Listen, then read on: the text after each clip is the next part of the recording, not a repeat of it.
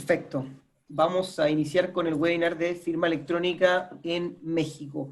Les damos la bienvenida a todos los asistentes, a los panelistas también, por apoyarnos con esta presentación. Estamos volviendo a adentrarnos también en el tema de la firma electrónica debido a la alta demanda que ha existido sobre este tema por parte de básicamente toda la comunidad jurídica y legal de México. También nos acompañan como panelista Alfredo Reyes, quien es socio fundador de Lexinf, que son expertos en derecho digital y propiedad intelectual y protección real en el entorno digital. También Alfredo es conocido por ser el padre de la firma electrónica en México. Muchas gracias, Alfredo, también por participar. También nos acompaña Tomás Álvarez, quien es fundador y gerente general de la empresa de firma electrónica Mifiel, que es una firma electrónica avanzada con gran presencia en México y que también es utilizada por el SAT. Muchas gracias, Tomás, por asistir. Y también nos acompaña José Manuel Jiménez, quien es fundador y gerente general de la empresa Webdocs, que es un sistema de gestión de contratos que cuenta con herramientas de firma electrónica para, obviamente, gestionar contratos y culminar también con el proceso de firma. Y también les habla Benjamín Frascaroli, que soy Country Manager de Webdocs México, quien hará también de intermediario para ir llevando también el webinar. Muchas gracias a los asistentes y a los panelistas, Alfredo, Tomás y José Manuel. Gracias a ti, Benjamín. Gracias. Gracias. Antes de comenzar, pasaremos simplemente para dar un poco de contexto de qué es lo que es Webdocs, Mifiel y Lexinf, para poner en contexto sobre lo que trata también el webinar. Webdocs es un sistema de gestión de contratos, es un software, de tal manera que controla todos los procesos que ocurren en la gestión contractual. Todas las relaciones comerciales se basan en algún contrato que rige básicamente las condiciones o las contraprestaciones de esa relación comercial. Webdocs permite que para poder crear esa relación comercial, para crear ese contrato que va a regir esa relación comercial, se tengan las aprobaciones, se tenga el proceso correcto en el cual los diferentes actores de la compañía, el área que solicita el contrato, el área que redacta el contrato, el área que va a validar el contrato, y así sucesivamente, subida de antecedentes, información adicional, la vayan trabajando colaborativamente a través de un procedimiento que va teniendo tiempos de trabajo, entregables específicos, responsables designados en cada tarea, que culmina finalmente con el paso de la firma electrónica. Es por esto que en esta fase se conecta Webdocs con la empresa Mifiel, que presta los servicios de firma electrónica avanzada para que todos los documentos que se trabajen a través de Webdocs tengan la robustez y la seguridad que se necesita para trabajar obviamente en el mercado mexicano. Y también como apoyo legal, como apoyo en asesorías legales para redacción de documentos, para también apoyo sobre contratos digitales, contamos con el apoyo separado también de consultoría de lo que es Lexinf, ¿ya? Esto a modo general lo veremos también en un detalle más específico en la demostración de lo que son las firmas electrónicas de Webdocs y de Mifiel integrado en el sistema de Webdocs. Dentro del temario del webinar tocaremos una serie de puntos que irán también explicando cómo opera la firma electrónica en México. Partiremos con lo que es una explicación de la manifestación de las voluntades, que básicamente cómo se da el consentimiento dentro de un acuerdo, qué es lo que define que ese acuerdo pasa a ser directamente una firma, qué es la definición de firma, posteriormente qué es lo que es una firma electrónica, cuáles son los componentes de esto, los elementos básicos de esta firma electrónica, los tipos de firma que existen hoy en día en México que están disponibles también para ser utilizados en el sistema de Webdocs y también a modo global, el marco normativo, que son básicamente todas las leyes que controlan el marco de regulación de la firma electrónica, los documentos y tipos de contratos que se pueden firmar con una u otra firma, electrónica simple, por ejemplo, y electrónica avanzada dentro de México, aspectos procesales y cómo se puede básicamente probar que una firma es válida dentro de la firma electrónica, y también ejemplos de jurisprudencia, un punto muy relevante también en la materia. Se los dejo en este momento con Tomás Álvarez, que nos hablará sobre la manifestación de voluntad y consentimiento de las partes. Muchas gracias, Benjamín. Bueno, entonces, para ponernos en contexto y empezar, lo básico que tenemos que entender es que una firma es una manera de manifestar voluntad y existen muchas maneras. La firma no es la única manera de manifestar voluntad. Desde una cruz en una servilleta, tienes la firma autógrafa, que es la más común, sellos en documentos, ya pasando a firmas digitalizadas, donde haces, como cuando te entregan un paquete, un usuario y contraseña, firmas avanzadas. Entonces, la manifestación de la voluntad, cuando hablas de firma electrónica, lo que tiene miedo la gente es cómo le pruebo al juez esa manifestación de voluntad, ¿no? Entonces, antes de seguir con esto, vamos a pasar, bueno, ¿qué es una firma? La firma autógrafa, que es la más común de la lista que les di, la que más se usa y se lleva usando desde hace mucho tiempo, es un rasgo o conjunto un conjunto de rasgos, perdón, que ligan a una persona con un documento y además identifican a esta persona, ¿no? Entonces, en vez de poner Tomás Álvarez, hago mi firma autógrafa y eso identifica que fui yo el que firmó ese documento. Entonces, hace esta liga entre los elementos. Ahora, cuando pasas esto a un plano electrónico, pues es la misma idea, ¿no? Tengo yo que tener un conjunto de rasgos, nada más que en este caso son electrónicos, se llaman datos, entonces un conjunto de datos electrónicos que asocian el documento con el firmante. Y entonces te hace esta asociación, que es lo que necesitas para poder, la voluntad que das del cierto contenido en un documento, ¿no? Entonces, en el caso, esa es una definición general, y en el caso de México específicamente, pues toman esta definición que se tiene y le agregan en el Código de Comercio, que además va a producir los mismos efectos jurídicos que una firma autógrafa, que es admisible como prueba en juicio, ¿no? Entonces, tenemos la definición general, que es mundial, el concepto de firma electrónica es global, y en México, en la legislación, se agrega este párrafo para darle que la gente se sienta segura de usarlo. También en la legislación mexicana existe la conservación de datos, que es para poder darle integridad, y hay un artículo en el Código de Comercio, el artículo 49, que habla sobre el proceso que tienes que hacer para tú poder garantizar la integridad de un documento por medio de una constancia de conservación. Entonces, esta constancia es, imaginemos que me sellan que cierto documento existía en cierta hora y cierta fecha, y viene firmada por una persona autorizada para emitir estas constancias. Y entonces, bueno, me da la presión de integridad de que no ha sido modificado después de que se ha firmado. Y además, en el caso de México, y relevante ahora, me da fecha cierta para el tema de la sentencia de diciembre, de que el SAT puede exigir fecha cierta. Entonces tienes el Código de Comercio, tienes el tema de las firmas y además tienes el tema de la conservación de los datos electrónicos, ¿no? Las firmas electrónicas y la conservación de datos.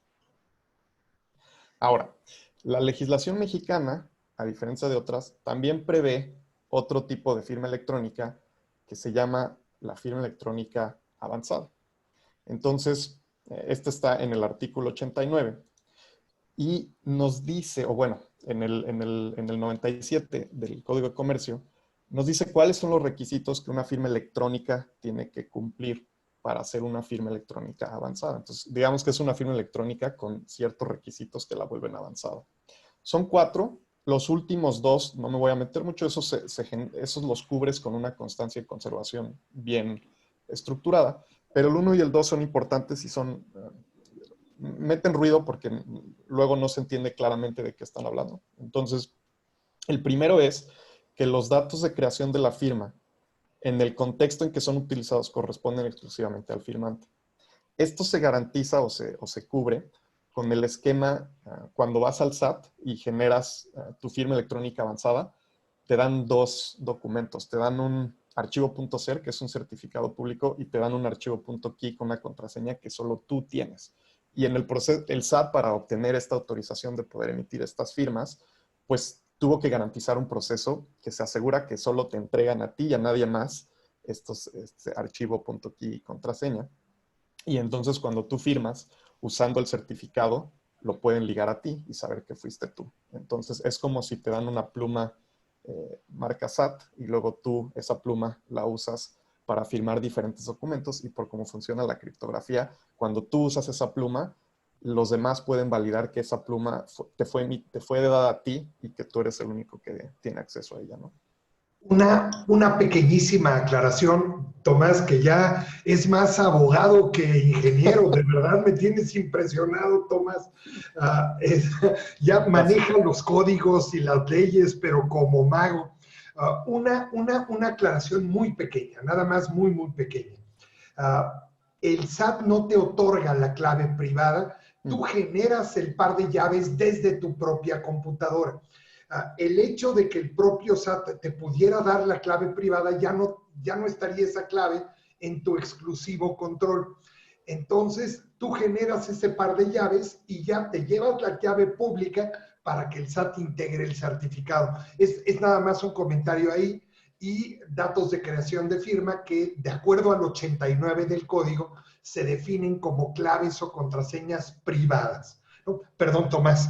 No, y de hecho, aprovechamos, si quieres, cuando generan la firma electrónica avanzada del SAT, bajan un programa que se llama Solsedio Certifica. Los que tengan experiencia en contaduría ya lo conocen. Y hay una parte en donde les piden que muevan el mouse. Eso que están haciendo de mover el mouse es para poder meterle a lo que se llama entropía a la hora de crear la llave privada, para asegurar realmente que no haya dos llaves privadas iguales. O sea, que la tuya tú la generaste en tu computadora y al moverle el mouse aleatoriamente es única. Y entonces cuando tú vas al SAT, sí, les entregas la llave pública y no fui suficientemente claro, pero este movimiento del mouse y el hecho de que lo haces en tu computadora pues garantiza que es tuya esa llave privada y que nadie tiene una copia más que tú, es única en el mundo. Y el segundo punto, que también te dice que los datos de creación de firma estaban en el momento de la firma bajo el control exclusivo del firmante, quiere decir que cuando tú generas una firma, o sea, a la hora tú sales del SAT con tu certificado y tienes tu llave privada, ¿no? Que no debes compartir con nadie. Y luego, ok, ahora voy a firmar un documento. La plataforma o sistema que usas tiene que garantizar que esta llave privada que es tuya y que nadie más tiene, que no se comparta con nadie. O sea, que se haga localmente la firma en tu sistema, o sea, en tu navegador o en tu app o en lo que estés usando, pero que sea tuyo y no se comparta con el sistema de firma. Este es donde muchas plataformas fallan y suben la firma al servidor y entonces es un punto muy fino a la hora de escoger un sistema, por ejemplo, como WebDocs, que use un sistema que garantiza que el punto 2 está cumpliendo, ¿no? Si yo cumplo estos cuatro puntos, entonces mi firma se vuelve avanzado fiable, que tiene unas ventajas que Alfredo les va a platicar más adelante, pero ahorita José Manuel nos va a dar un recap de lo que vimos ahorita en cuanto al tema de la firma.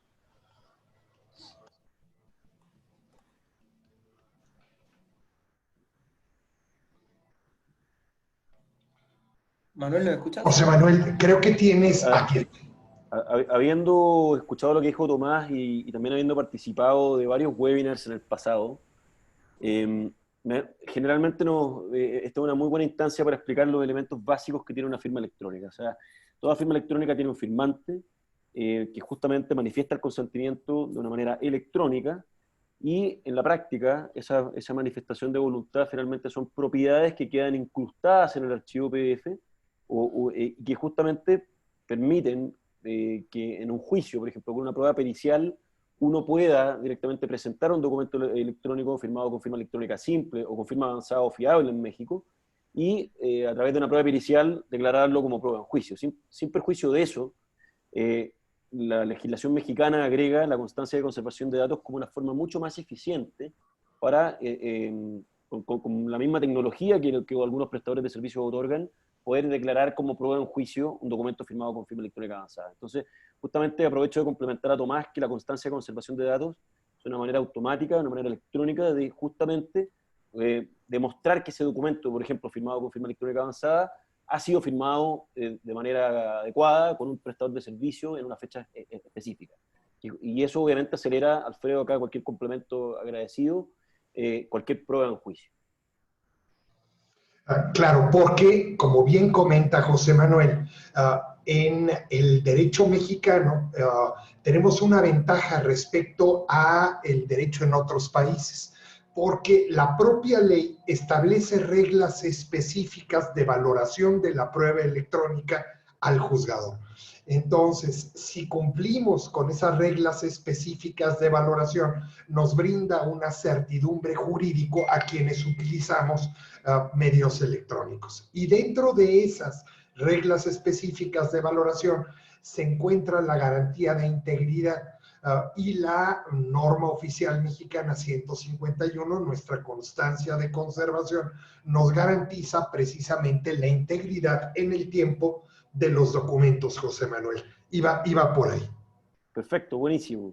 Entonces, continuando con esto mismo, y siguiendo la recapitulación, Tomás habló de la definición del Código de Comercio mexicano en cuanto a la firma electrónica simple.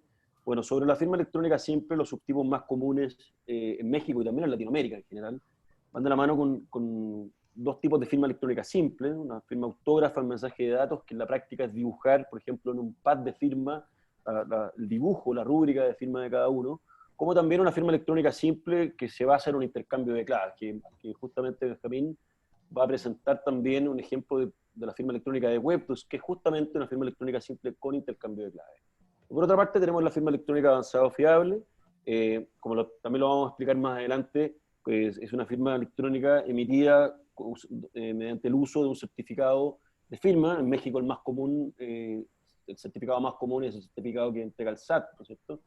Y que justamente a través de la plataforma MiFiel también les vamos a demostrar cómo se pueden utilizar esos certificados para efectos de emitir una firma electrónica avanzada.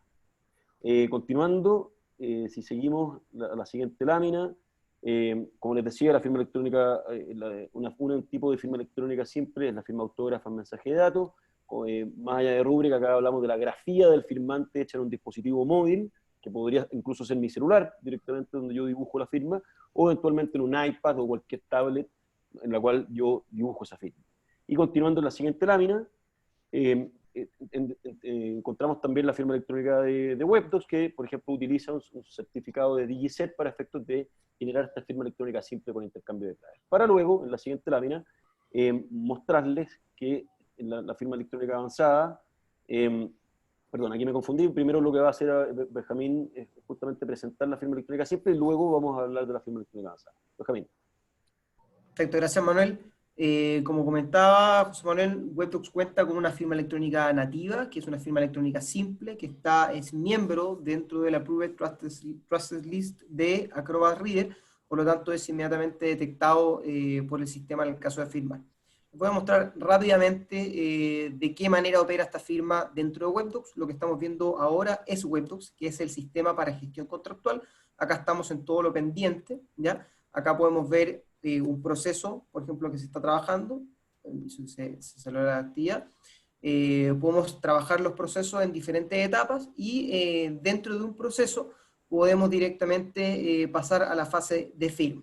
Entonces, en este caso, yo voy a acceder, por ejemplo, a un paso que ya tengo dentro de un proceso, por ejemplo, en este, y ustedes podrán ver que este es un proceso que consta de una serie de pasos, es un contrato de prestaciones de servicio, de los pasos, redacción del contrato, antecedentes del proyecto, aprobaciones de la área, etcétera, etcétera, hasta que llegamos a la fase de firma. En todo este proceso está quedando la trazabilidad sobre todas las acciones que ha realizado cada actor dentro del proceso contractual.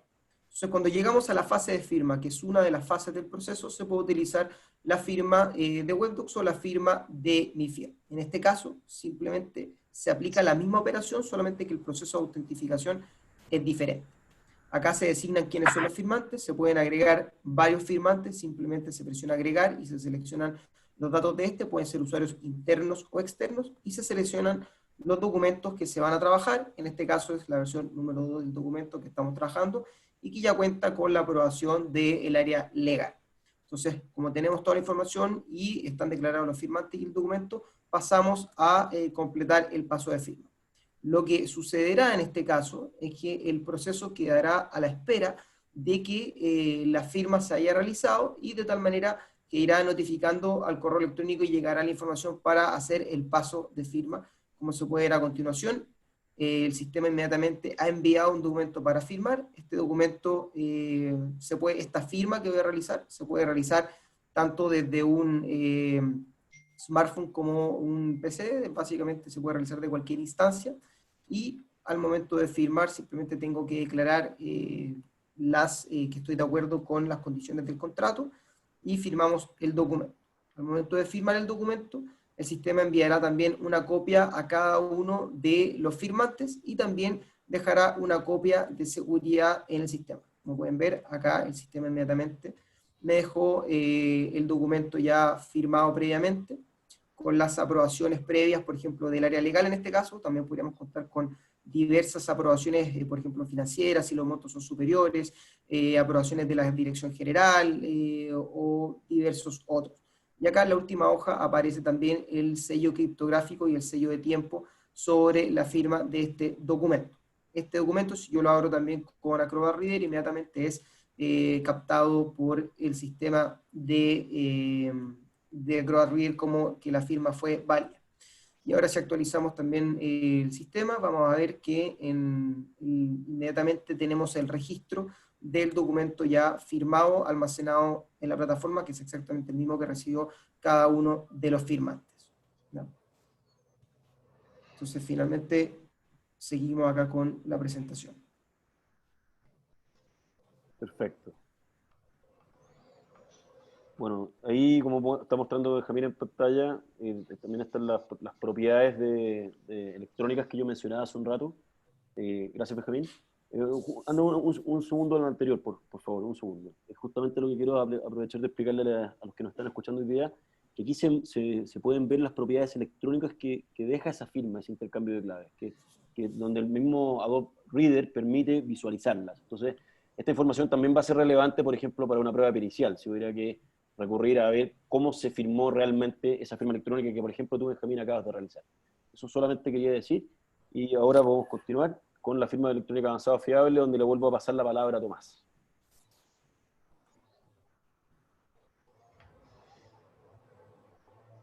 Tomás, estás en mute.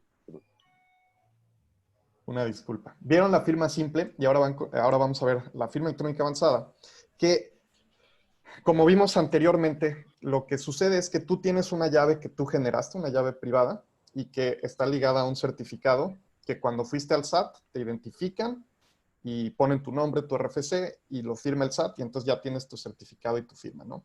Entonces, este proceso de identificación de que tienes que ir en persona, porque luego mucha gente dice, ¿por qué la firma electrónica tienes que ir y tramitarla en persona? Bueno, porque al tú tramitarla en persona, garantizan que eres tú, y por ende le dan la ley mexicana le confiere el no repudio. O sea, si tú firmaste con esta firma, fuiste tú y no lo puedes repudiar. Y además, es la más conocida entre los jueces, porque como los jueces firman declaraciones patrimoniales. Declaraciones patrimoniales, gracias Alfredo, firman sus declaraciones patrimoniales con ella, la conocen y saben cómo funciona. Ha habido casos de jueces que dicen, le presentan firma electrónica y dicen, quiero ver el certificado, y no, es que es una firma simple y no certificado, pero el juez tiene la idea de que la firma electrónica debe tener un certificado, ¿no? Es algo que se corrige fácil, pero es para que vean el contexto de que están muy acostumbrados los jueces en México a usar firmas electrónicas avanzadas porque ellos la usan para sus declaraciones, ¿no? Entonces, no solo existe la del SAT, hay otros prestadores de servicios que pueden emitir esta firma electrónica avanzada, pero también involucra ir con ellos y que te identifique un agente y tome tus datos y vea que si eres tú y te emita este certificado, ¿no? Entonces, ahora me parece les van a hacer un demo de cómo se ve un proceso de firma electrónica avanzada, porque mucha gente dice, ¿cómo firmo con la fiel del SAT, no? Perfecto, sí. Gracias, Tomás. De la misma manera que firmamos el documento con la firma de WebDocs en el mismo proceso, también se puede aplicar el mismo procedimiento para lo que es la firma de fiel. WebDocs cuenta con esta integración, entonces básicamente lo que yo estoy mostrando ahora son todos los procesos que están activos en mi sistema, ¿ya? Y en este caso generé un proceso que es exactamente igual al anterior, porque el procedimiento de firma dentro de WebDocs es el mismo. La diferencia es cuando vamos a autentificar a la persona en la instancia del prestador de firma, ¿ya? Entonces en este caso también contamos con un procedimiento que cuenta con 6 pasos, que estamos en el paso de firma, y en este caso va a ser un paso que se va a firmar con la firma de mi fiel. De la misma manera se declaran también los firmantes, en este caso declaramos al firmante José Cuervo, que tiene también su RFC, y también la información me llegará a mi correo electrónico para, obviamente, gestionarlo por mi web. Tenemos seleccionado el documento que se firmará de la misma manera, y también procedemos a aceptar el paso. De la misma manera que en el procedimiento anterior, el paso queda en stand-by a la espera de que todos los firmantes hayan realizado el procedimiento de firma. Entonces yo voy a mi correo electrónico ahora, y exactamente el mismo procedimiento recibo también un correo electrónico de mi fiel en este caso, que me está notificando también de que tengo un documento para firmar. Acá ahora la diferencia es que al momento de firmar me lleva a la instancia externa de mi fiel y no de Webdocs. Y el procedimiento de verificación es a través de toda la estructura que ha definido Tomás sobre la verificación de identidad con el punto key y el punto ser, y también la clave única y personal para firmar un documento. O sea, acá también tenemos el documento que vamos a firmar, también tenemos las aprobaciones de las áreas que aprobaron el documento y, como estamos de acuerdo, procedemos a la firma.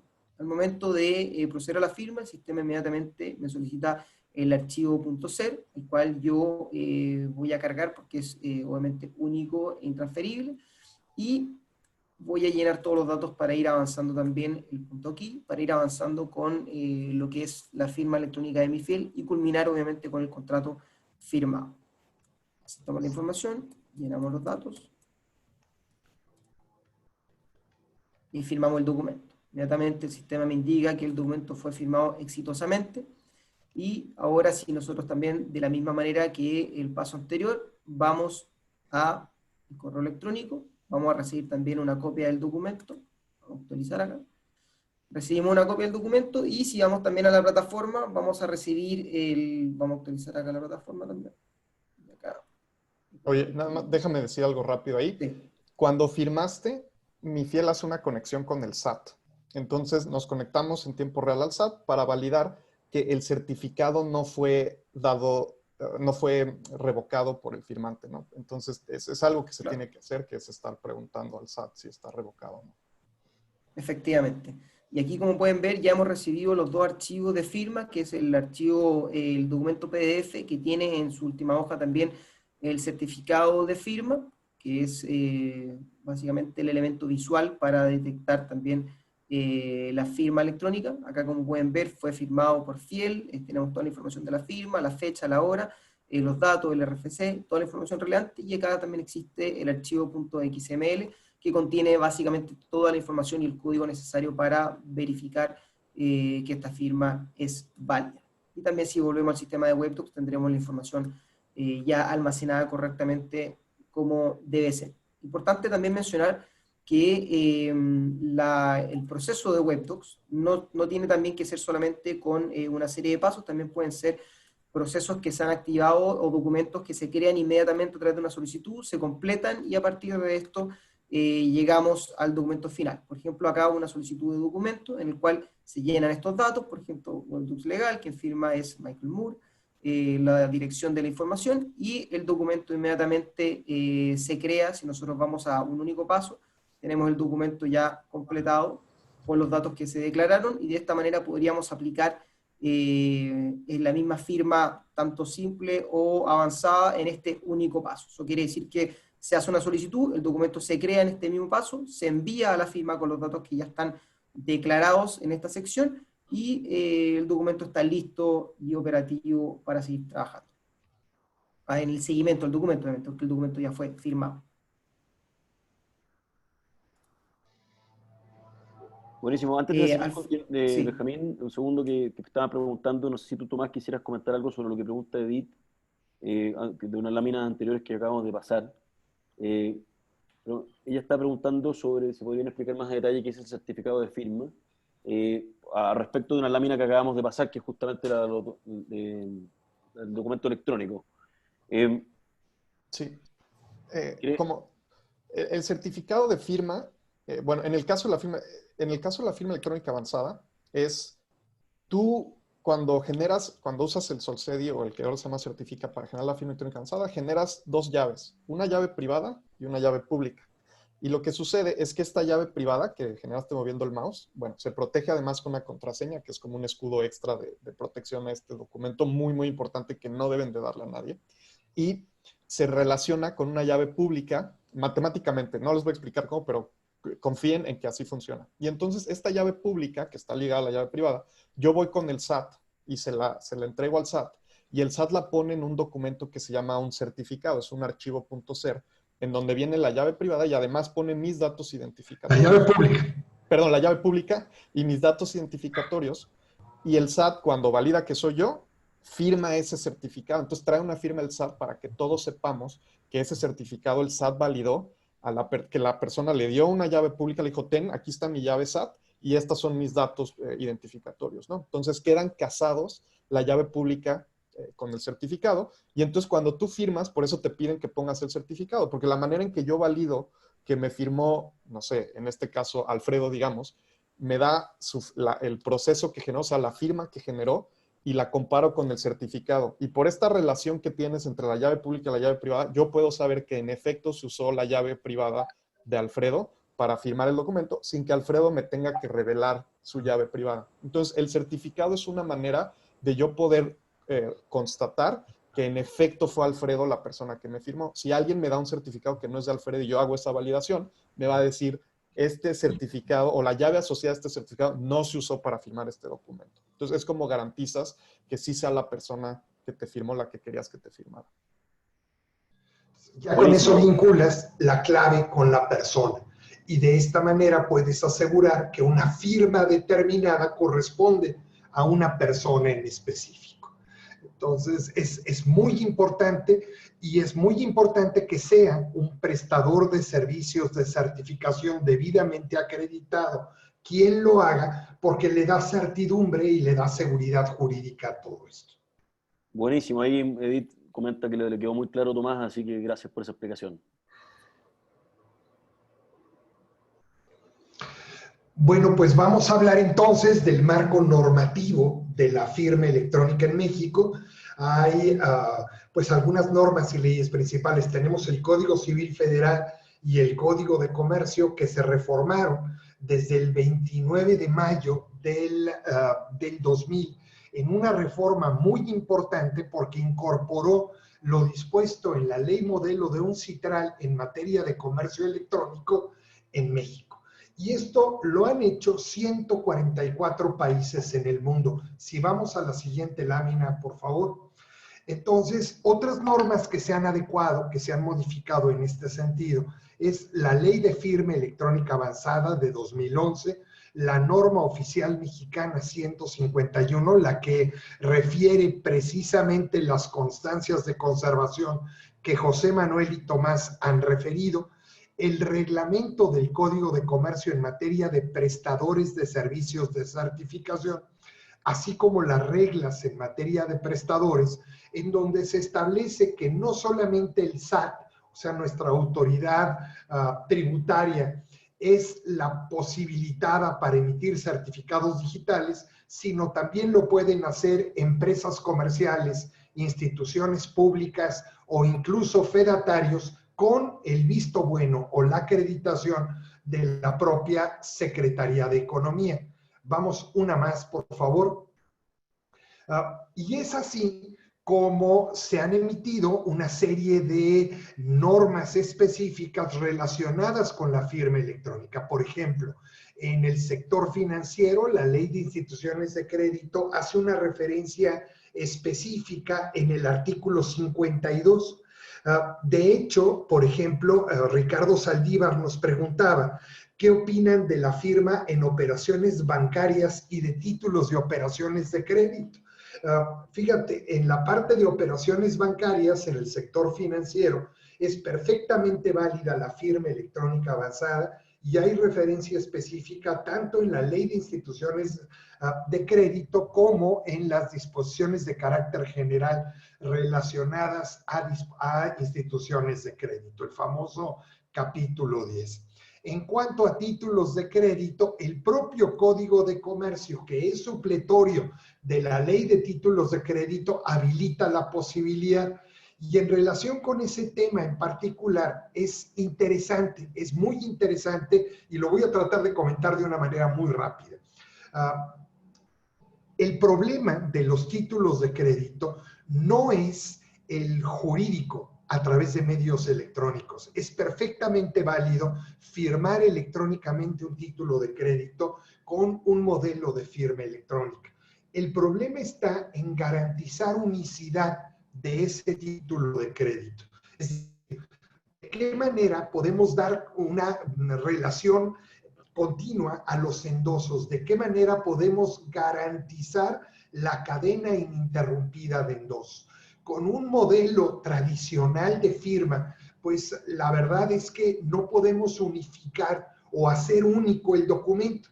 Y en ese orden de ideas, Tomás ha desarrollado todo un proceso y un proyecto muy interesante para emitir títulos de crédito amparados sobre blockchain. De esta manera garantizamos técnicamente esa posibilidad e incluso hemos tenido pues algunas ventajas y algunas grandes logros en el ámbito procesal que ya comentaremos un poquito más adelante. Después, la siguiente en el sector laboral, la Ley Federal de Trabajo, con la reforma a la Ley Federal del Trabajo, también se establece de manera específica el uso de firma electrónica avanzada, así como la posibilidad de firmar electrónicamente por esta vía en el ámbito laboral, que no limita la posibilidad de hacerlo con una firma simple. Y en el sector gubernamental, tanto en el ámbito fiscal como aduanero, como administrativo general, es y cada vez más importante el uso de firma. Tan es importante que la propia ley de firma electrónica avanzada habilita la obligación a todas las entidades gubernamentales a utilizar medios tecnológicos y utilizar la firma electrónica para operar. Es más, dice la propia ley que en el supuesto de que una dependencia no use una firma electrónica, deberá, por así decirlo, recabar un dictamen de la Secretaría de Función Pública que lo habilite para exigir la firma autógrafa en ese procedimiento en particular. Ley de firma electrónica avanzada, y esto es algo muy importante. Vamos a en la legislación fiscal, la aduanera. En la legislación fiscal, México ha sido punta de lanza en el uso de medios tecnológicos y la firma electrónica en lo particular. Fue el primer país de la OCDE que obligó a utilizar modelos de firma electrónica avanzada para presentar declaraciones fiscales y obligó a todos los contribuyentes a utilizar firma electrónica para comunicarse con el SAT, y la verdad lo ha hecho con un gran éxito. Vámonos a la siguiente lámina, por favor. Creo que esta le tocaba a Tomás, o no me acuerdo si esta me tocaba a mí. Te tocaba a ti todavía, Alfredo. Sigo entonces. Miren, todo se basa en, claro, son 4 principios. La verdad es que desconocí la lámina, pero ya la vi, está muy bonita. Esta lámina en particular establece 3 grandes elementos: la criptografía, la firma y la tecnología. Fíjate, estos 3 grandes elementos que se concentran y se refieren en la normativa relacionada con firma en México derivan en 4 grandes principios. 4 grandes principios que están todos contenidos en el segundo párrafo del artículo 89 de nuestro Código de Comercio. El principio de equivalencia funcional, es decir, la firma autógrafa y la firma electrónica no son iguales, pero en su función son equivalentes, lo mismo que el mensaje de datos y el documento en papel. La compatibilidad internacional. Hace poco, entre las preguntas, había uno en relación al reconocimiento internacional de firmas electrónicas. De hecho, por disposición de ley, las firmas electrónicas en México extranjeras emitidas conforme a la ley, obviamente son reconocidas en México. Por otro lado, el principio de autonomía de la voluntad. Las partes pueden convenir y es válido para las partes cualquier método de firma. Y sobre todo, el principio de neutralidad tecnológica. Este principio de neutralidad tecnológica refiere de manera específica que por orden de autoridad o por disposición de ley no me pueden obligar a utilizar una tecnología específica para firma. Eso es muy importante porque hay mucha tentación por parte del legislador o por parte de autoridades administrativas a centrar en un modelo de firma. Entonces, comentar aquí también, Alfredo, ¿Perdón? Que estos principios justamente son los que se recogen de la UNCITRAL y que también, Exactamente. como tú bien sabes, se han aplicado en varias legislaciones latinoamericanas, y esa es una de las grandes razones que la legislación chilena, peruana, mexicana, colombiana, incluso argentina y brasileña puedan tener muchas similitudes en este aspecto. Así que 144 países del mundo han adoptado la ley modelo de UNCITRAL, imagínate. O sea, a final de cuentas, esa es la gran ventaja y lo que le puede dar un beneficio importantísimo a este esquema o estos modelos, abonando al principio de compatibilidad internacional. Es interesante, completamente de acuerdo. Y en la propia ley se establecen esquemas específicos. Mira, si quieres vamos a la siguiente lámina, es muy rápida. Esta lámina era mi acordeón, no sé, creo que en España le dicen, tiene una, acordeón en México es una ayuda de memoria. Me decías, José Manuel, que allí en Chile también tiene su nombre en particular. claro, le llaman torpedo este tipo Los torpedos. de Imagínense apoyo. que este es un torpedo respecto de firma electrónica. A final de cuentas, en España le llaman chuletón. Entonces recuerdo que estábamos haciendo un proyecto muy importante en un banco en el que trabajaba y mi jefe, que era europeo, español, pues me pide, oye, pues vamos a tener una reunión, ahí preparas un chuletón. Pues llego a casa y le digo a mi esposa, oye, vamos a preparar una cena para este amigo, pues me pidió que hiciéramos un chuletón, pues lo damos a cenar y él lo que esperaba era un resumen, un acordeón precisamente para esa situación. Entonces, esto nos va a servir, nos ayuda en un esquema general de cuál es el contexto de la ley y hacia dónde se va, en particular en el ámbito de cuestiones relacionadas al Código de Comercio. Vámonos a la siguiente lámina, por favor.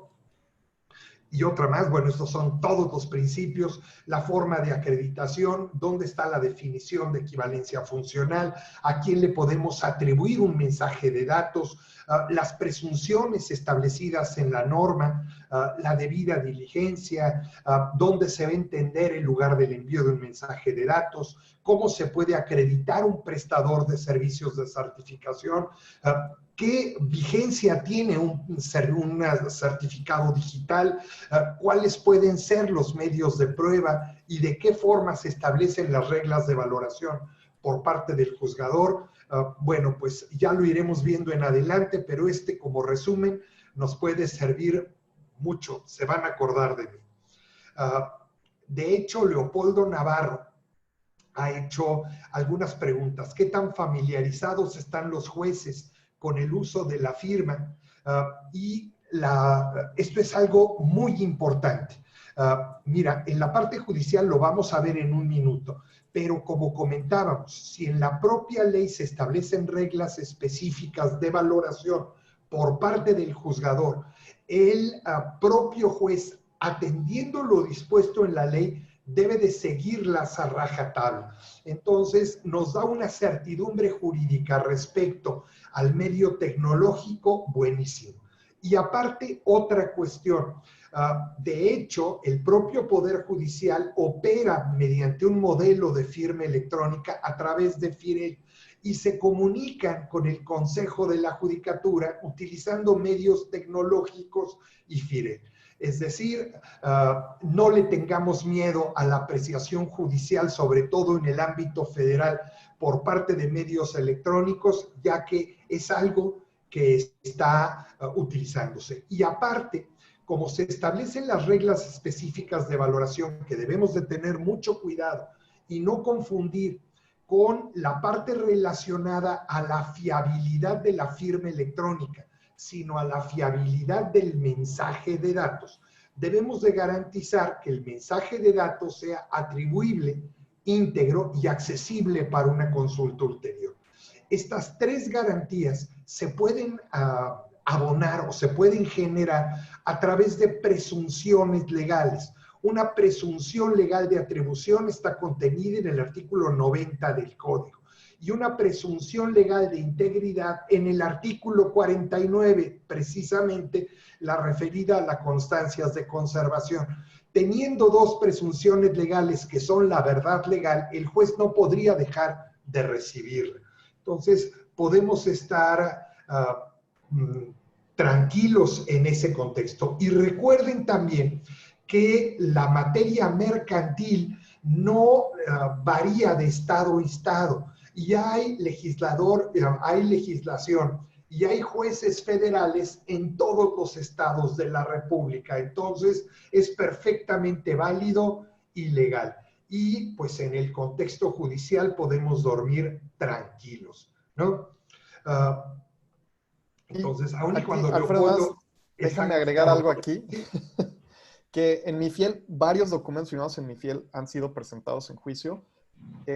Cuando se trata de firma electrónica avanzada específicamente, como nos dijo Alfredo, está la FIREL, que es un modelo de firma electrónica avanzada. Los jueces firman sus declaraciones patrimoniales usando la FIEL del SAT. Y además hay algunos estados en donde las sentencias de los juicios vienen firmadas con la firma electrónica del juez y arriba el juez también le firma como autógrafo para que la gente que nunca ha visto una firma electrónica no diga, no viene firmado. Pero ahorita es difícil que te encuentres un juez en México que no haya tenido o que no esté familiarizado con al menos un modelo de firma electrónica avanzada. Los amparos también se firman con firma electrónica avanzada. Entonces, ese juez que no ha visto una firma electrónica avanzada en México no existe, no hay, porque por todos estos puntos de contacto que tienen con ella. Toda la capacitación y todos los jueces son funcionarios públicos. Deben de presentar, utilizando su firma electrónica avanzada, su declaración patrimonial. Y toda la capacitación que reciben por parte del Consejo de la Judicatura se hace utilizando medios tecnológicos. Entonces, la verdad es que el miedo más es por parte de los abogados procesalistas, mucho más que del propio juez. Se considera también que por qué se debe de utilizar FEA para los actos corporativos de la tabla, porque estamos precisamente en la lámina siguiente, en la parte de tipos de contrato y actos. Miren, para la constitución de la sociedad necesariamente se tiene que hacer FEA cuando se trata de una SAS. Las demás sociedades se está empezando a trabajar con reformas a la ley del notariado en los distintos estados de la República para habilitar el uso de firmas electrónicas avanzadas o firmas electrónicas en algunos actos corporativos. En la parte de actos de directorio, podría, si así lo establecen los estatutos de la sociedad, utilizar una firma avanzada o una firma simple. Para las actas de accionistas, la verdad es que se está trabajando en ello por parte de los distintos colegios de notarios y parece ser que la tirada va hacia modelos tecnológicos, ¿no? Esto es en la parte de actos corporativos de la sociedad. Si vamos a la siguiente, bueno, y hay te saltaste a los corredores públicos. Ahí hay un hack. Bueno, y en corredores públicos que también ellos ya hoy por hoy están utilizando modelos de firma electrónica avanzada para la Constitución. En Jalisco lo están haciendo un corredor público, y ya me enteré que también está haciendo algo aquí en México, que también tiene oficinas en Jalisco y también en Yucatán, en Mérida, Yucatán. Los corredores públicos no tienen el candado que tienen los notarios de firmó en mi presencia. Los corredores es que a mi juicio está en condiciones de firmar. Entonces, hay corredores públicos que hacen constituciones de empresas, no SAS, sino SDRL, SCACBs, a distancia con la firma electrónica avanzada. Hacen una videollamada, te hacen el check ese de que estás en condiciones de firmar y van pidiendo que firmen como en tiempo real con sus firmas y luego firman los estatutos y a partir de esos estatutos genera su acta constitutiva y se la manda por paquetería a los participantes. Eso ya se hace. No, y hay cambios interesantes. Colegios de notarios están trabajando de una manera muy importante precisamente para habilitar y no quedarse atrás de la correduría pública. Xiomara, por ejemplo, en la parte de Código Civil nos dice que el contrato de arrendamiento debe otorgarse por escrito y es que el propio Código Civil Federal establece la equivalencia funcional entre el documento por escrito, el documento en papel y la firma autógrafa y electrónica. Entonces, es perfectamente válido, pero es funcionalmente equivalente. Entonces, puedes operar y puedes dormir tranquila, Xiomara. No te preocupes. Y ahí hay algo, Alfredo, que es bien importante de comentar, que justamente el principio de equivalencia funcional del soporte electrónico al papel tiene la gracia de que en todos aquellos casos donde la ley hable de que se puede otorgar por escrito en general, eso de que se otorga por escrito no significa necesariamente que se hable de papel, sino que por escrito, justamente la equivalencia funcional pretende decir que eso por escrito también puede ser electrónico. Entonces, Y no tienen ninguna limitación. exactamente, y justamente esa es la gracia también de estos recuadros que estamos presentando ahora en pantalla, que en general todos permiten firmas electrónicas, salvo o sea, todos lo permiten y algunos que lo permiten con algunos agregados como los que mencionó Tomás en la lámina anterior también. Y bueno, aprovecho el impulso, Alfredo, de comentar que justamente en todo lo que tiene que ver con documentación corporativa, todo tipo de mandatos pueden ser firmados con firma electrónica avanzada. Los mandatos especiales además admiten la firma electrónica simple. En tu opinión, Alfredo, ¿por qué crees que se hace esa diferenciación? ¿Por qué derechamente por el alcance, por la gravedad que tiene el mandato especial? ¿Cuál es tu opinión al respecto? Pues mira, la verdad es que es para tranquilidad del propio fedatario público, pero a final de cuentas no existe una limitación formal siempre y cuando puedas atribuir precisamente al mandante pues ese contenido jurídico. La verdad es que legalmente no hay una limitación expresa. Es justo lo que contesté ahorita una pregunta. Eso es un tema de que los fedatarios ahorita, o al menos los que yo conozco y que sé que están haciendo esto y Alfredo conoce, solo se están aventurando a hacer estas cosas electrónicas con firma electrónica avanzada porque quieren estar seguros. Como no van a la oficina a verlos, quieren estar seguros de que no están pues, asegurando que es otra persona la que está firmando, ¿no? Entonces es un tema de que los fedatarios decidieron que así es ahorita y podría cambiar. Perfecto. Buenísimo, pasemos a la siguiente lámina entonces. Bueno, acá aprovecho de comentar que respecto al mismo principio de equivalencia funcional de soporte electrónico al papel, la gran mayoría de los contratos con clientes, proveedores y otros terceros, que muchas veces son los que más se usan en las empresas, es muy probable que muchos de los que nos están escuchando hoy día en sus empresas, la mayor cantidad de contratos que en cantidad, por una proporción del 80-20, finalmente sean contratos de servicio o contratos de confidencialidad. En general, todos los que están acá mencionados en pantalla permiten ser firmados con firma electrónica simple o con firma electrónica avanzada. Y esto también, repito, se ampara en el principio de equivalencia del soporte electrónico al papel, ¿ya? Si seguimos avanzando, bueno, acá me gustaría volver a darle la palabra a Tomás en cuanto a lo que tiene que ver con los pagarés. Sobre todo porque comentábamos que Tomás pues implementó un desarrollo a través de blockchain que permite precisamente la posibilidad de utilizar pagarés en el ámbito electrónico. Pues no hay mucho que agregar. Alfredo ya explicó que no es un problema legal, es más bien un problema técnico de cómo garantizo la unicidad en un documento electrónico. O sea, si yo tengo un PDF y le hago una copia y los dos son originales y los dos son idénticos, no así en uno físico, ¿no? En uno físico tendría yo que falsificar un segundo pagaré. Y entonces en electrónico tenías este tema de que pues no los puedo endosar porque cómo garantizo que no lo endoso 10 veces, ¿no? Y todo el mundo lo recibe y digamos a nivel legal pues están bien firmados, es una firma electrónica avanzada, tienen no repudio, pero pues hay 10 pagarés, lo cual no puede ser, ¿no? Entonces, en MiFiel tenemos un módulo en donde se usa una blockchain pública para asignarles folios y entonces a la hora de transferirlos, se firman con firma electrónica avanzada, pero a la hora de transferirlos, tú no puedes volver a transferir el otro, o más bien la parte que lo va a recibir puede darse cuenta que tú ya lo endosaste y que no lo puedes volver a endosar. Y entonces así es como previenes que tengas este tema de 10 endosos y que tengas una cadena de endosos clara e ininterrumpida, que es lo que te pide la ley de títulos, que cubras, ¿no? Y entonces, electrónicamente no se podía cubrir, pero ya hay maneras de cubrirlo. Entonces, es eso básicamente. Perfecto. Bueno, y todos los demás contratos que están ahí mencionados, el contrato de cuenta corriente, facturaje, apertura de cuentas de inversión, son todos respetan el mismo principio de la equivalencia del soporte electrónico al papel. Así que continuando en la siguiente lámina, bueno, Lo mismo ocurre con estos contratos, son puros ejemplos de contratos financieros, contratos de forward, confirming, leasing, todos admiten la firma electrónica avanzada o simple. Y si seguimos avanzando, acá encontramos un aspecto puntual en el caso de la hipoteca, en las compraventas de bienes raíces, donde me encantaría darle la palabra de nuevo a Alfredo. Pues mira, como debe de documentarse en este sentido, de hecho, lo que hace Infonavit es ya la posibilidad de utilizar y de generar hipotecas a través de medios electrónicos. Y la idea es que en un futuro se puede utilizar modelos de firma precisamente para hacerlo. Es lo que comentábamos que están trabajando el ámbito de los distintos colegios de notarios. Perfecto. Bueno, entonces seguimos avanzando.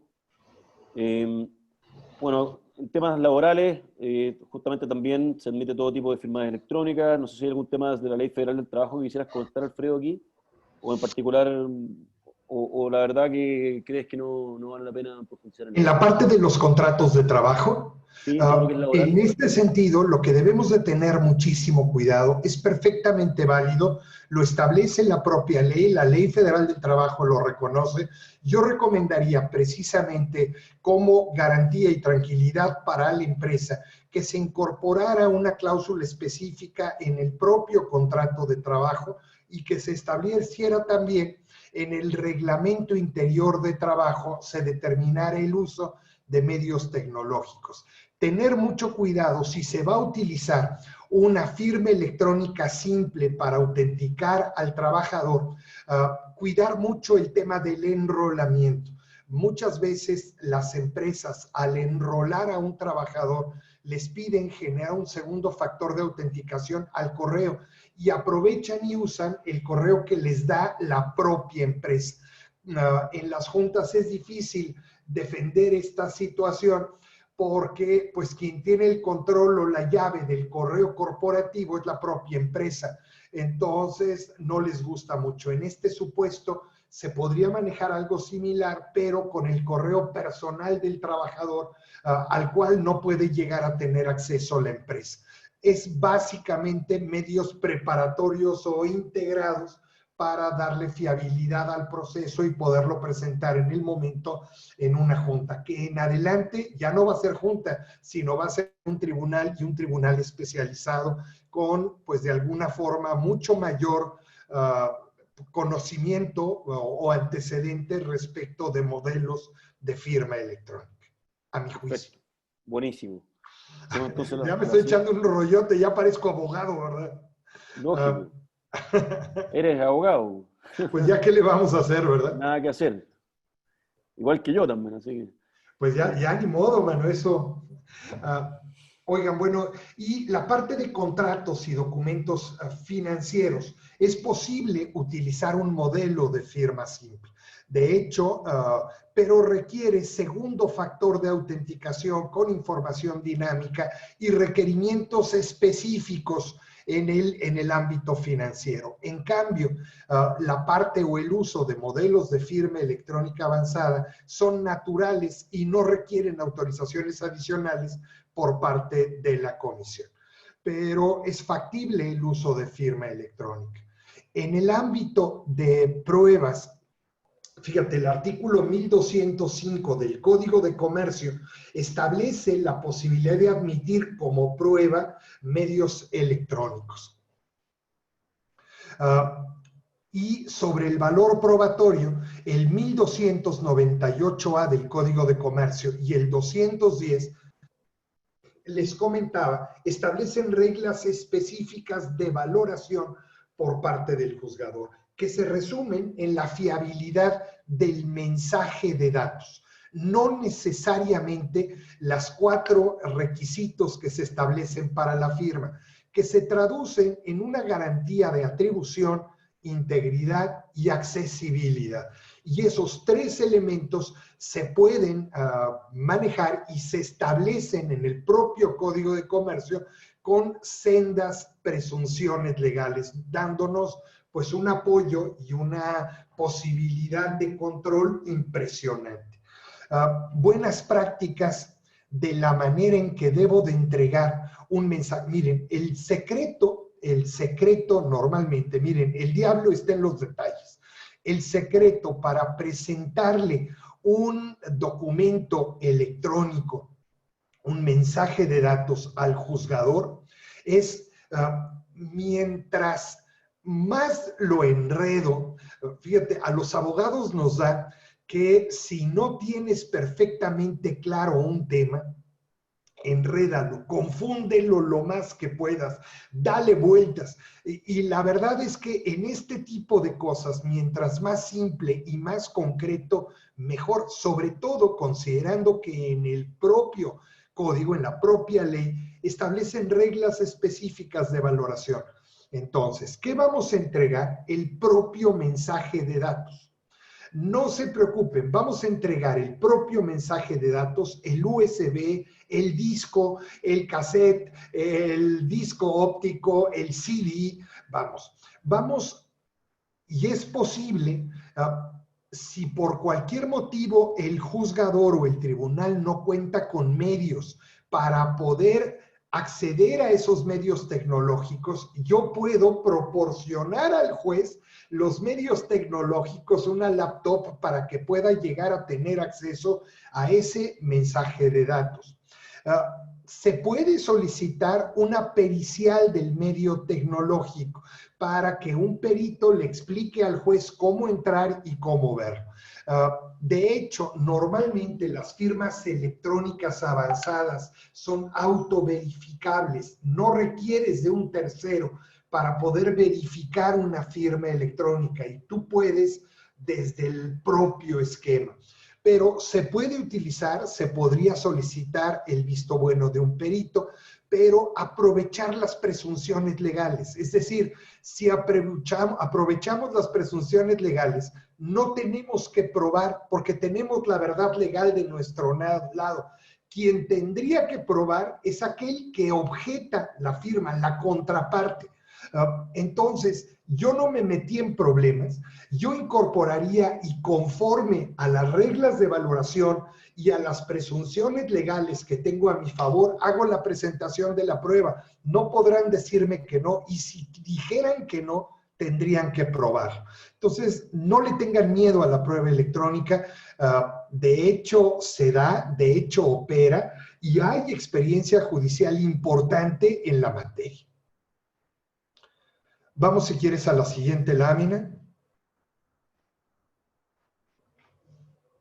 Aquí estamos. Bueno, seguimos entonces, después de los aspectos procesales, creo que nos salimos de ahí, pero... No, yo te voy a compartir la pantalla, algo pasó con Benjamín. Algo pasó, como que se nos fue la... Voy a compartir mi pantalla. No te preocupes, no te preocupes, pero tenemos por ahí también algunas... No, mira, nos enteramos de todos tus chismes, ahí estamos. Sí, lógico, está todo, ahí está justamente. Entonces, mira, seguimos. Presentando la pantalla para que tú puedas continuar. No, como debe de ser, mira nada más. Algo le debe haber pasado a Benjamín. Ahí partamos con la jurisprudencia. Sí. La idea es tratar de echarnos un tour por la jurisprudencia en la materia. Hay disposiciones y hay tesis específicas de jurisprudencia relacionadas con firma electrónica avanzada. Pero aquí, fíjense, tiene cosas interesantes y fíjense que los amparos de los que devienen estas jurisprudencias vienen de parte de instituciones financieras. Quiere decir que están utilizando precisamente estos medios, estas instituciones financieras. En este caso es Bancomer y es del 2000. Documental consistente en información extraída de Internet en cuanto documento inominado se le puede asignar valor indiciario. Fíjense que originalmente estamos hablando de 2000, fecha en que se publica la ley modelo municipal y se traduce o se integra a la legislación mexicana. Vámonos a la siguiente lámina, a la 10. ¿Está eso? Sí, justamente, ahí pasé. ¿Se ve? No, sigo viendo la 9. Dame un segundo. Probablemente, dame un segundo, voy a volver a compartir, porque por alguna razón no estás viendo la siguiente, porque pasé. No te preocupes. Vamos a compartir de nuevo. Ahora ves la siguiente, la Lito. Ahora vemos la 9 todavía, pero si le das un clic a ver si aparece la 10. Ah, ahí está, mira. La siguiente. La siguiente es de 2007. Fíjate, mensajes de datos o correos electrónicos son pruebas documentales que pueden acreditar la existencia de una relación comercial entre las partes, siempre y cuando cumplan los requisitos establecidos en el Código de Comercio. ¿Cuáles son los requisitos establecidos? Atribución, integridad y accesibilidad. Fíjense cómo de un cierto valor indiciario acreditan ahora la existencia de una relación comercial. Vámonos a la siguiente. Perfecto. Ahora, ¿ves la siguiente? Ahora sí veo la siguiente y habla ya específico de firma electrónica en operaciones bancarias y comerciales como fuente válida y cierta de obligaciones para los tarjetavientes, a menos que se demuestre que el proceso que le dio origen la hace vulnerable. Fíjense cómo cambia. Ahora la prueba no es de la firma, sino ahora quien tendría que probar es quien plantea que existe alguna vulnerabilidad de la propia firma. Y posteriormente hubo una contradicción de tesis respecto de esta, de esta jurisprudencia, estableciendo de quién tendría la carga de la prueba, en particular respecto de las instituciones financieras, en cuanto a las operaciones efectuadas mediante el uso de tarjeta bancaria y autorizadas a través del NIP en terminales punto de venta. Entonces, ¿qué era lo que aducían los bancos en este sentido? Por cierto, también fue una de Grupo Financiero Bancomer. Y en este orden de ideas, lo que establecían era, Bancomer lo que aducía era que no tenía que probar nada y quien tenía que probar en contrario, porque se revierte la carga de la prueba, es la contraparte.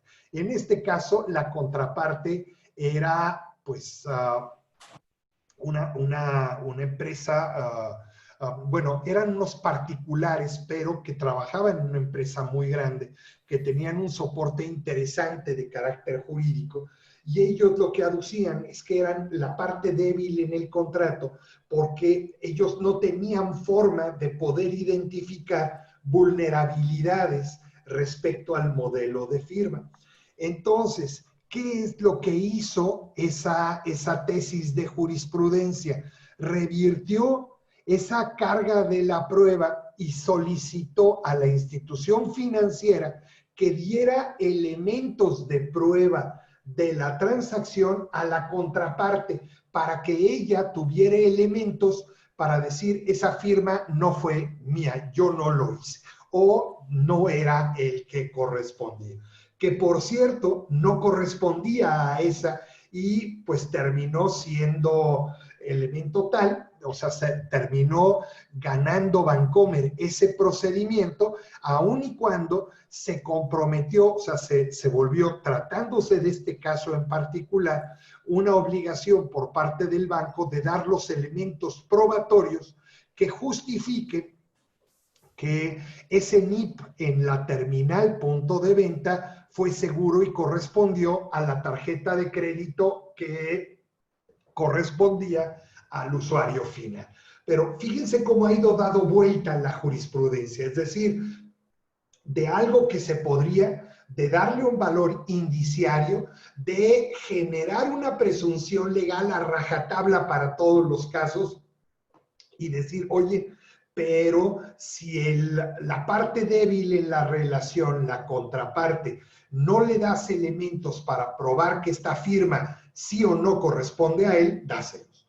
Esa es la forma en que ha ido dando vueltas la parte de jurisprudencia y nos interesaba mucho tener la oportunidad de compartirlo con ustedes porque, pues, la verdad es muy interesante. Esta creo que es la, bueno, y hay una última, sí, es firma electrónica, requisitos para considerarla avanzada o fiable del tercer tribunal colegiado en materia civil del primer circuito. Este es de 2016 y pues establece básicamente los 4 requisitos que comentaba Tomás, que están considerados en el artículo 97 de nuestro Código de Comercio. Pues miren, y ya con esto creo que esta era la última lámina. Ahora viene la parte de preguntas, ¿no? Entiendo que quedan algunas más, Alfredo. No, pues vamos a verla. La verdad es que yo no veo, deja de ponerlas en grande. Ahí va. Fíjate, la otra es documento electrónico. Si quieres tú las dando. Si cuenta con cadena original, sella o firma digital que genere convicción en cuanto a su autenticidad, su eficacia probatoria es plena. Hay un artículo establecido en el propio Código de Comercio que establece esta situación. Entonces, fíjate nada más, si vinculamos esto con precisamente la constancia de conservación, pues le damos una eficacia probatoria muy alta al documento electrónico. Vámonos a la siguiente.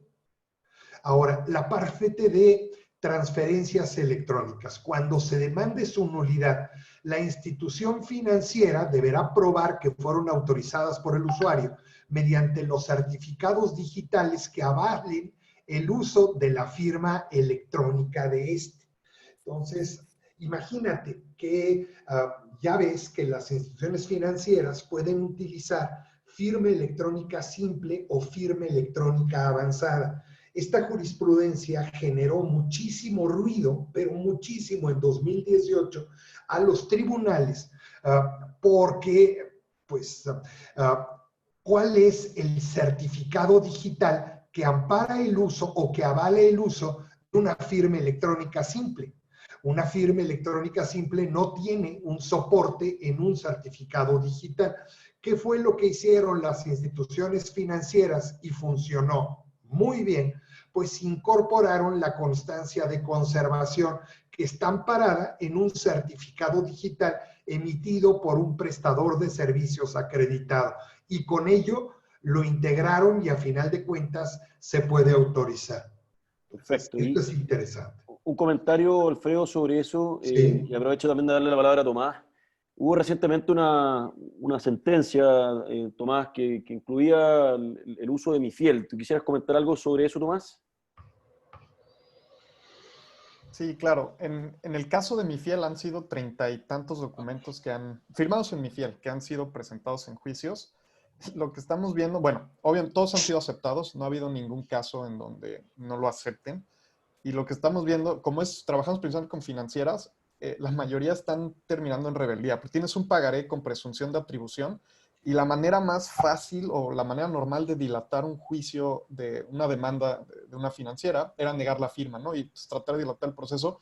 Pero si en un pagaré no puedes dilatar el proceso de firma, entonces no tiene mucho sentido que lo pelees. Entonces, estamos viendo mucha rebeldía en estos casos. Y por ahí alguien nos preguntó, ¿cómo se ve una pericial de una firma electrónica avanzada? Y lo revisé con Alfredo, si él había visto una. Yo nunca he visto una. Alfredo nunca ha visto una. Creo que no ha pasado, porque acuérdense que es una pericial para probar que no firmaste. Entonces tendrías que probar un hecho negativo con una pericial. Y en firma electrónica avanzada, por cómo funciona la criptografía, es imposible. Entonces, la verdad es que no habría forma humana de hacerla. Ahora, ¿qué es lo que puede hacer la contraparte para pegarle? Es decir, no es fiable. Es decir, si la contraparte puede acreditar, primero, que la clave privada no estaba bajo el exclusivo control del usuario, que en el momento de la firma no tenía la clave privada o que no es factible garantizar la integridad de la firma o del documento que la contiene, ahí sí ya no tendría el carácter de firma electrónica avanzada. Y al no tener el carácter de firma electrónica avanzada, sí la podría tumbar. Pero de una firma electrónica avanzada válida y vigente, no podría hacerlo. Y otra cuestión importante, es decir, las partes no pueden alegar su propio dolo. Es decir, que yo, por ejemplo, alegue que yo le entregué a un tercero mi clave privada. Yo no podría alegar mi propio dolo para querer tumbar una firma electrónica que yo hice. Entonces, la verdad es que yo no he visto ninguna en ese sentido. He visto varias que procuran o están buscando generar pruebas o enviar pruebas queriendo tumbar como una pericial, pero con una pericial es muy difícil. Tendrían que establecer, oye, yo tengo evidencia que en ese momento en específico se estaba utilizando este certificado digital para esta otra cosa. Cuestiones que son muy difíciles de probar, sobre todo considerando que se tienen las presunciones en la materia. Perfecto, clarísimo. Bueno, y ahí justamente pasamos, ya ahí terminada esta presentación. Benjamín, Y no ahora sé si vienen las quisiera preguntas que están buenas, decir algo. Sí, justamente, quedan algunas preguntas ahí, antes de ¿Me terminar. puede ayudar, Manuel, con las preguntas? Porque al parecer se me borraron donde se me desconectó el... Sí, perfecto. Voy a dejar de compartir pantalla un segundo para poder abrirlas. Yo tengo por aquí, si quieres, yo voy leyendo algunas. Perfecto. Fíjate, en algunos juicios me ha tocado que se objetan firmas autógrafas, aun y cuando éstas se hayan dado ante presencia de un fedatario público. Normalmente se ofrece una pericial en grafología o grafoscopía para dilucidar esta situación. En materia de firma electrónica avanzada, ¿cuál sería la prueba pericial idónea? Es que mira, como comentaba Tomás, en materia de firma electrónica ya tienes una presunción y tienes una garantía de no repudio. La prueba pericial para hacerlo va a derivar de que no se cumplan los requisitos que están contenidos en el 97. Es decir, que no esté amparada en un certificado válido y vigente emitido por un prestador de servicios de certificación debidamente acreditado, ya sea por Banco de México, como sería el SAT, o por Secretaría de Economía o Función Pública. Segundo, por el hecho de que la clave privada no esté en poder del usuario, que ese es un hecho negativo que a través de una pericial derivada de una firma no vas a poder probar.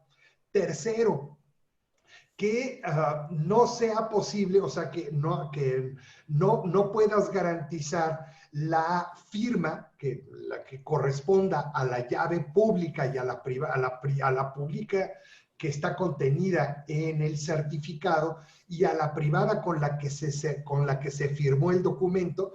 Pues si tú ya pudiste abrir el documento, ya pudiste validar esa firma con el certificado digital, pues no habría una pericial para poder votarla o una pericial respecto de la integridad del documento.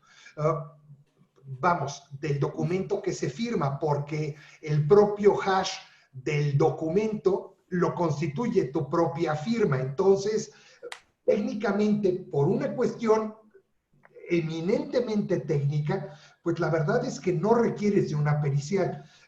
En último de los casos, una pericial en informática para mostrarle esto al juzgador, pero pues técnicamente hablando, lo único que te va a decir el perito es, oye, ¿cumple los requisitos del 97 o no los cumple? Es decir, se generó con una clave privada, contiene un hash, el hash corresponde al que está contenido en la propia firma y se pudo descifrar la firma con la clave pública que está contenida en el certificado. Pero pues la verdad es que una prueba pericial, te digo, honestamente, yo no he visto ninguna en tribunales que ataque de forma directa una firma electrónica avanzada, ¿no? En este caso, mucho mejor, Alfredo, ahí operar con una constancia de conservación de datos, es mucho más eficiente. Pues eso te da un valor adicional, pero a final de cuentas tampoco requieres una pericial para garantizar una constancia. Todavía... Lo digo en reemplazo, como que lo reemplazaran en la práctica. Pues mira, que reemplazar una firma electrónica por una constancia de conservación, creo que no nos convendría. No, lo que me refería es que la prueba pericial se reemplaza con la constancia de conservación. Eso es lo que decía. Claro, esa se puede. O otra opción es respecto de la constancia de conservación, una pericial en informática que nos pudiera ayudar nada más para mostrarle al juez que esa constancia de conservación corresponde al documento que tiene en presencia el mensaje de datos. Nada más es esa validación y sería una pericial en informática, ¿no? Pero te digo, no he visto, honestamente, no lo he visto. Otra pregunta que hay acá, Alfredo, espectador anónimo, no son el nombre, pero ¿se podría mencionar algunos casos o resoluciones actuales sobre el uso? Mira, hay tesis de jurisprudencia sobre el uso de firma electrónica avanzada.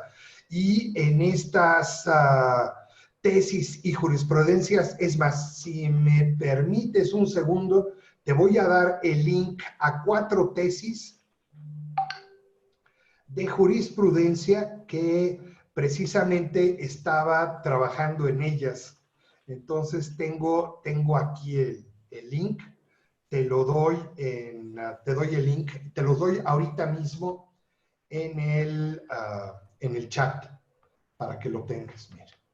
Mira, la propia respuesta a esta pregunta te lo doy. Son estas 3 tesis de firma, jurisprudencias de firma, que son muy importantes y que a final de cuentas te van a servir para el trabajo que estás haciendo. Mira, correcto, estamos buscando servicios de firma para contar. Me pueden compartir su presentación a los casos y resoluciones. Eso lo hacemos nosotros y, claro, esa es la siguiente pregunta. Bueno, todas las demás son afirmaciones, por lo que vemos. Perfecto, y ya te las mandé, ya están en las respuestas, y ahí tienes los 4 tesis de jurisprudencia más representativas a mi juicio en relación con ese tema. Perfecto, yo creo que ya estamos claros. No sé, Benjamín, si quieres decir algo para ir cerrando. Me parece que con todas las preguntas respondidas. No sé si Miguel Alberto tenía una pregunta adicional con... ya Tomás ya respondió también. Hay un último detalle acá de Mario Bonilla. Pone, soy abogado y si un cliente me consulta sobre una firma electrónica en pagaré, pone, voy a recomendar la firma presencial. Yo creo que eso no es lo que hay que recomendar. No sé qué quieres decir, Tomás, al respecto, para responder la última pregunta del webinar antes de cerrar. Pues al final el abogado puede recomendar lo que quiera, ¿no? O sea, lo que pasa es que los clientes muchas veces buscan una manera más fácil y entonces pueden ir con el abogado que... O sea, hay los abogados del cómo no y hay los abogados del cómo sí, ¿no? Y en general prefieres trabajar con abogados del cómo sí. Entonces, con este tema de la contingencia y el uso de plataformas electrónicas y firma electrónica, hay un incremento en interés. Nos están llegando muchos despachos buscando temas de firma electrónica porque sus clientes se lo piden. Entonces, pues depende de dónde te pongas, ¿no? Si quieres estar en, digamos, la vieja escuela o en la nueva escuela, y es una decisión de cada quien, ¿no? Eso depende. Y mira, hay una cuestión de fondo en relación con este tema. Ten en cuenta que la ley de títulos de operaciones de crédito es una ley especial, pero le resulta supletoria a la ley especial el Código de Comercio. Y es precisamente en el Código de Comercio, ley supletoria de la ley de títulos, en donde se refiere el uso de mensajes de datos y firma electrónica, tanto simple como avanzada. Entonces, la verdad es que en ese sentido, y también como abogado, te digo, no hay una limitación expresa para que se pueda utilizar o no un título de crédito con firma electrónica o a través de mensajes de datos.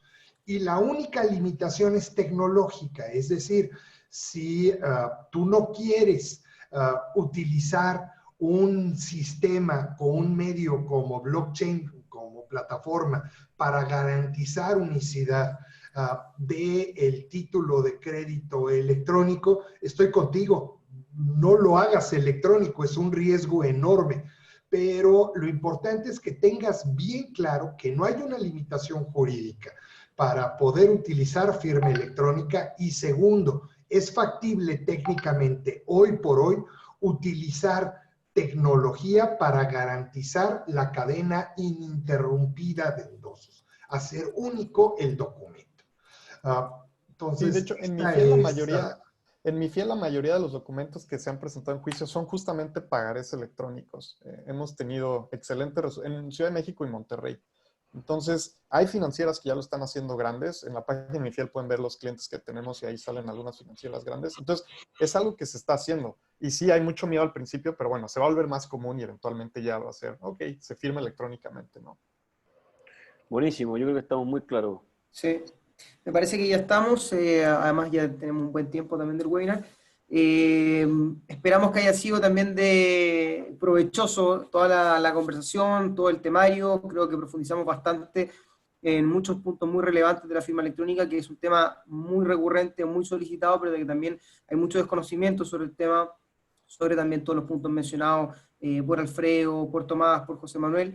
Esperamos que también se interesen en este mundo y también puedan empezar a utilizar este tipo de herramientas en sus operaciones, porque el día de esta época, esta pandemia ha empujado básicamente a todas nuestras operaciones que tengan que ser de manera remota, por lo tanto es un momento clave para subirse también al carro de la transformación digital. La información del webinar, tanto el webinar como la presentación, se la enviaremos también por correo electrónico probablemente el día de mañana, para que también tengan el respaldo y puedan acceder a la información en el caso de que lo necesiten. Muchas gracias por su asistencia, muchas gracias a los panelistas y que estén muy bien. Muchas gracias, Benjamín. Oigan, qué gusto estar con todos ustedes. De verdad les mando un abrazo.